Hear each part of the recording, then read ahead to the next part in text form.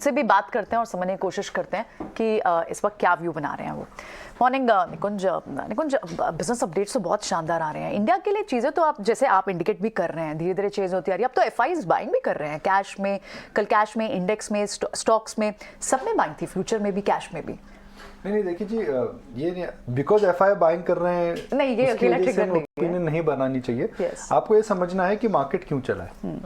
और जो 600 पॉइंट करीब 700 पॉइंट निफ्टी में रैली आई है, 1500 पॉइंट बैंक निफ्टी में रैली आई है, क्या वो एक सरप्राइजिंग मूव है या फिर क्या यह एक बिगिनिंग ऑफ द ट्रेंड है? तो मेरे हिसाब से सरप्राइजिंग मूव नहीं है।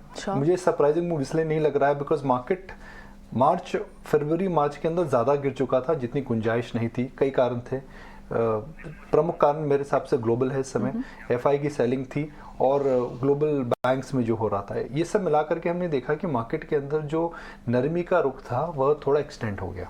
मगर अब आगे हम अगर बात करते हैं तो मेरा यह मानना है कि इस मार्केट के अंदर शॉर्ट टर्म के अंदर अगर आप तेज़ी की तरफ ध्यान रखें तो वो बेटर रहेगा, क्योंकि अप्रैल महीने के अंदर सबसे बड़ा ट्रिगर रहता है हमेशा अर्निंग सीजन।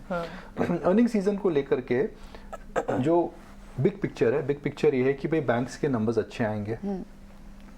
मुझे नहीं लगता है कि आईटी के जो नंबर्स हैं इतने, अगर आईटी के नंबर्स खराब आएंगे, पर मुझे लगता है कि मार्केट में एक प्रकार की एक लोक कथा हो चुकी है कि सबको पता है कि आईटी के नंबर्स खराब आएंगे। मार्केट बहुत समझदार है, मार्केट इन चीज़ों को फैक्टर इन कर लेता है। तीसरा, इस बार मुझे लगता है कि मैनेजमेंट्स आकर के बोलेंगे कि भाई हमें कठिन समय से गुजर चुके हैं, बिकॉज कमोडिटी प्राइसेस कम हो चुकी हैं और मार्जिन आने वाले तिमाही में अच्छे होंगे। मुझे नहीं लगता मार्केट इस बात पे फोकस कर रहा है। सो आई एम मोर ऑप्टिमिस्टिक। मुझे लगता है कि मार्केट में इस समय पोजीशंस भी लाइट हैं। मार्केट्स में इस समय जो रुख था कि आप हर तेजी के रुख में आप बेच रहे थे, आप बिकवाली के दौर से निकल रहे थे, मुझे लगता है वो खत्म हो रहा है। बिल्कुल, तो नतीजों के सीजन की शुरुआत तो हो रही है। आईटी सेक्टर के साथ साथ बैंक्स फाइनेंशियल्स पर भी नजर है और निकुंज, आपने एक्सिस बैंक के मैनेजमेंट एमडी सीईओ से बातचीत की। बातचीत में खासतौर से पूंजी जुटाने को लेकर, फंड रेजिंग को लेकर इस वक्त कोई सेंटिमेंट्स नहीं बनते दिखे, लेकिन इनका ये भी कहना था कि अगले साल क्रेडिट ग्रोथ 13 to 14% की रेंज में रहेगी। तो ये समझ में तो आ रहा है कि इकोनॉमी में इस समय क्रेडिट ग्रोथ में स्लो डाउन आ रहा है।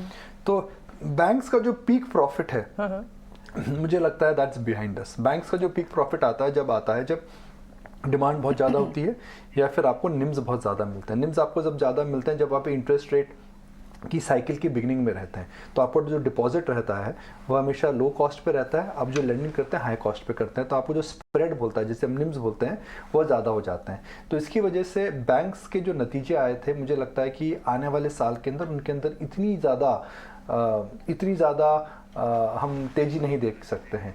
तो the best of bank numbers in terms of growth percentages behind us. मगर इकोनॉमी में इस समय जो रुख है वह अभी भी स्पष्ट दिख रहा है। कॉर्पोरेट बैलेंस शीट्स इस समय लेवर अप कर रही हैं, रिटेल बैलेंस शीट्स को लेकर के समस्या नहीं है। कुछ स्लोडाउन ज़रूर हम देख रहे हैं, मगर वो स्लोडाउन इतना ज़्यादा नहीं है कि जिसकी वजह से मुझे लगता है कि हमें कोई बड़ी अभी चिंता या शंका या फिर एनपीए की कंसर्न्स आनी चाहिए। तो बैंक्स के अंदर जो एक तरफा मूव आया था वो खत्म हो चुका है। जो छोटे बैंक्स में एक प्रकार की दिवाली और क्रिसमस की फीलिंग आ चुकी थी, वो मुझे लगता है खत्म हो चुकी है। मुझे लगता है बड़े बैंक्स पे नज़र रखिए।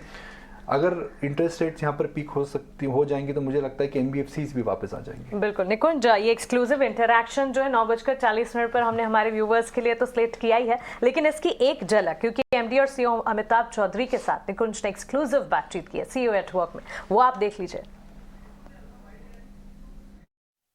बैंक को आने वाले 5 साल में हमें किस बैंक का बेंचमार्क समझना चाहिए? एक कोटक है, निम ज़्यादा है मगर ग्रोथ और एनपीएस काफ़ी उनके मेजरेबल रहते हैं। फिर आते हैं आपके पीएसयू बैंक्स जो हर साइकिल के अंदर हाई ग्रोथ करते हैं मगर एनपीए के अंदर भी ज़्यादा फिसलते हैं।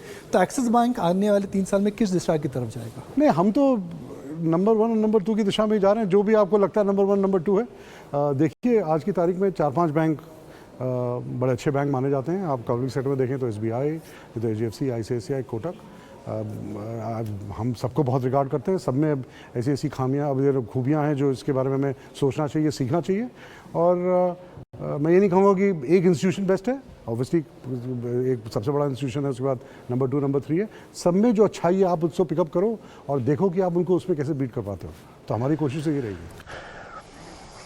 तो ये एक एक्सक्लूसिव इंटरव्यू है एक्सिस बैंक के साथ। आप 9 के 40 मिनट में हमारी ये खास पेशकश है, बिल्कुल आप मिस ना कीजिएगा इसके अंदर।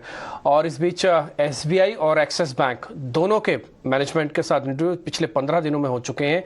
इससे आपको काफ़ी हद तक आइडिया लग जाएगा कि बैंकिंग पर हो क्या रहा है। निकुंज जी, एक और चीज़ भी है, जब बैंक्स बढ़ रहे हैं आप मार्केट की रिकवरी को भी नोटिस करवा रहे हैं, आप कह भी रहे हैं कि मार्केट थोड़ा ठीक है, अर्निंग्स पे ज़्यादा ध्यान रखें, लेकिन ये बिटकॉइन क्यों बढ़ रहा है? सर बिटकॉइन तो हैज है, गोल्ड और बिटकॉइन तो। ये तो बहुत अच्छा सवाल है, मगर मेरे पास सीधा जवाब नहीं है डिम्पी इसका। हम मैथमेटिकली कई बार लॉजिक और कोरिलेशंस को कनेक्ट करके एक ट्रेंड समझना चाहते हैं, मगर इतना सिंपल नहीं होता है। बिटकॉइन की जो प्रोपोजिशन थी हमेशा ये थी that it is an alternative to currency, and 2020 के बाद क्योंकि इजी लिक्विडिटी थी बिटकॉइन के अंदर, हमने देखा कि ज़बरदस्त उछाल आया था। मगर जहाँ जहाँ इंटरेस्ट रेट्स ऊपर गए, जहाँ जहाँ बिटकॉइन और क्रिप्टो के अंदर गिरावट आई, तो एक प्रकार से बिटकॉइन में जो भरोसा था लोगों का वह ज़बरदस्त एकदम हिल चुका था। मगर इस साल में जो बिटकॉइन या फिर क्रिप्टो के अंदर जो कमबैक देख रहे हैं, मुझे लगता है it is just an asset allocation change which is happening. कोई बहुत बड़ा मल्टी ईयर ट्रेंड मुझे बिटकॉइन में नहीं लगता है। I have never been a big believer in crypto. मेरा हमेशा एक सिंपल मानना है कि crypto can not be an alternate to currency, simply because जो करेंसी होती है इतनी वॉलेटाइल और इतनी फ्लक्चुएट नहीं करती है। Sovereign ultimately has the right to control the currency and print money. यह राइट क्रिप्टो और माइनर्स के पास नहीं है। कोई भी करेंसी जिस प्रकार से बिटकॉइन 2022 के अंदर 50% से ज़्यादा गिरा था, तो क्या कोई करेंसी 50% गिर सकती है? जी नहीं। 50% गिरने के बाद 30% से ज़्यादा इस साल ऊपर है। क्या कोई करेंसी 30% उछल सकती है? नहीं जा सकती है ऊपर। तो मुझे लगता है एक प्रकार की एसेट एलोकेशन है, ओवरसोल्ड एसेट था, मार्केट स्टेबलाइज हो चुके हैं, इंटरेस्ट रेट सब ग्लोबली हमें पता है कि पीक आउट हो रहे हैं, तो ये हेज फंड एक्टिविटी है, ग्लोबल एसेट एलोकेशन है।